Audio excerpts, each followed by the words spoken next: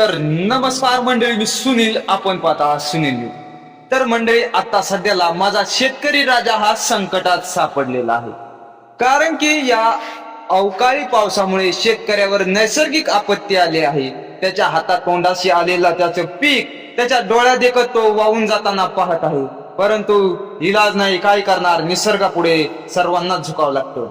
सध्या जे काही नेते मंडळी आहेत, आमदार खासदार जे कोणी असतील, त्यांनी पंचनामे करण्यासाठी येण्याची गरज नाही. कारण की या पंचनामे करून तुम्ही शेतकऱ्याच्या वावरात येऊन, चिखलात येऊन जे काही फोटो काढून न्यूज पोर्टलवर TRP मिळवत आहेत, त्यापेक्षा तुम्ही सर्वांनी मिळून एक कार्य करायला पाहिजे. विशेष अधिवेशन बोलवा, यामध्ये शेतकऱ्याला ओला दुष्काळ जाहीर करा आणि शेतकऱ्याचं थोडं का होईना दुःख कमी करण्याचा प्रयत्न करा, जेणेकरून शेतकऱ्याला आर्थिक थोडीफार का होईना मदत होईल. हा माझा शेतकरी राजा आहे तर ही सर्व दुनिया आहे.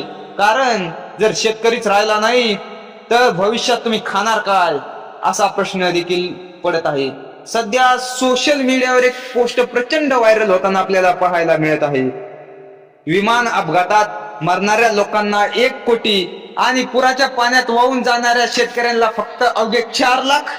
हीच ती कृषी प्रधान देशाची संस्कृती आपल्याला पाहायला मिळत आहे. मंडळी, तुम्हाला सांगतो, विमानात बसणारे हे गरीब लोक होते आणि पुरात वाहून गेलेले हे श्रीमंत लोक होते, म्हणून त्यांना 4 लाख आणि गरिबांना 1 कोटी अशी तुमचा न्याय निवाडा.